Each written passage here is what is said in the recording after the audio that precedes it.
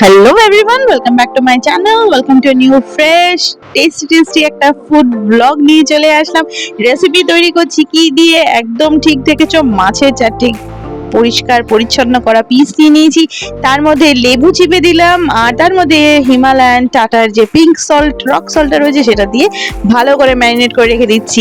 বেশি কোনো ইনগ্রিডিয়েন্টস লাগবে না, মাছটা যেহেতু প্রচন্ড ফ্রেশ, একদম টাটকা আনা। একটু টক দই দিলাম, তার মধ্যে একটু হলুদ দিয়ে দিলাম, ব্যাস বন্ধুরা। আর বেশি কোনো তামঝামের ব্যাপার নেই, 4-5টা ইনগ্রিডিয়েন্টস দিয়েই কিন্তু একটা টেস্টি রেসিপি তৈরি করে নেওয়াই যায়।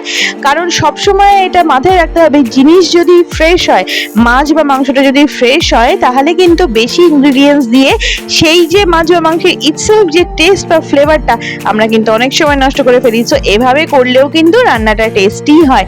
ভেটকি মাছগুলো আমি ভালো করে ম্যারিনেট করে রেখে দিলাম ঘন্টা 2-3 জন্য, যাতে ভালো করে সেটা ম্যারিনেশনটা হয়ে যায়।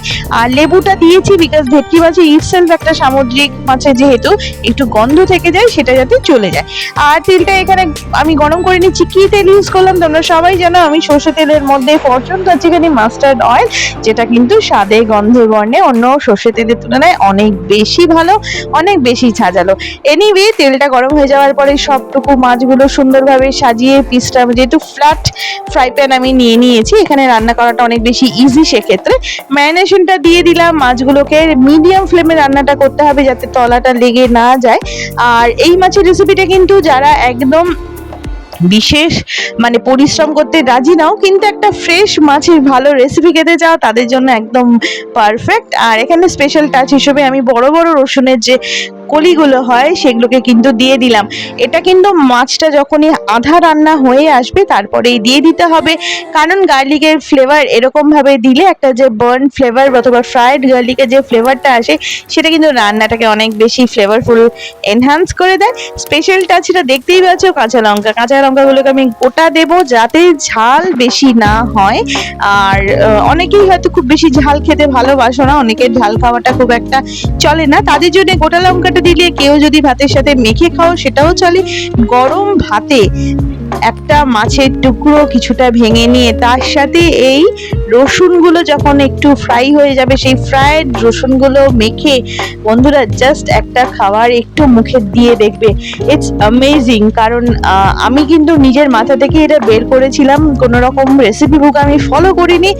এত টেস্টি হয়েছিল না খেতে, এত কম ইনগ্রিডিয়েন্টসে যে এত সুন্দর একটা রান্না হয়ে যেতে পারে এত সহজে, আমি না করলে হয়তো বুঝতেও পারতাম না।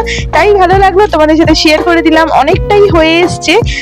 এনিওয়ে, তোমরা কিন্তু অবশ্যই রেসিপিটা যেরকম ভাবে দেখালাম সেভাবে বাড়িতে ট্রাই করো। দেখো, ভেটকি মাছের অনেক রকম রেসিপি হয়, কিন্তু সবকিছু মশলা দিয়ে করার থেকেও আমার মনে হয় কি বলতো, তাড়াতাড়ি করে এই গরমের মধ্যে যদি একটু সহজে রেসিপিগুলো করে নেওয়া যায় সেটা অনেক বেশি। আর যে ইটসেলফ যে ফ্রেশ যে মাছে যে ফ্লেভার, সেটা কিন্তু সবসময় এনহ্যান্স করাটা আমাদের ওটাই আমাদের দরকার। বিকজ কি হয়, অনেক মশলা দিয়ে কষিয়ে যদি আমরা কোনো কিছুই রান্না করি না কেন, ইটসেলফ সে যে ফ্রেশ একটা ফ্লেভার থাকে সেটা কিন্তু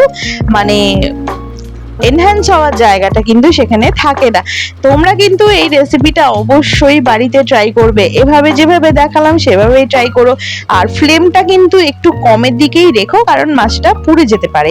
আর ভিডিওটা ভালো লাগবে, তোমরা জানোই কি করতে হবে, অবশ্যই কমেন্টসের মাধ্যমে ট্রাই করে আমাকে জানিও। গরম ভাত দিয়ে এই রান্নাটাকে ট্রাই করো। আর এই তো, চ্যানেলটা ভালো তোমরা যেভাবে বাসছো, অবশ্যই বেশো লাইক কমেন্ট শেয়ার সাবস্ক্রাইব করে দিও। আজকের মতো আসি তাহলে, টাটা।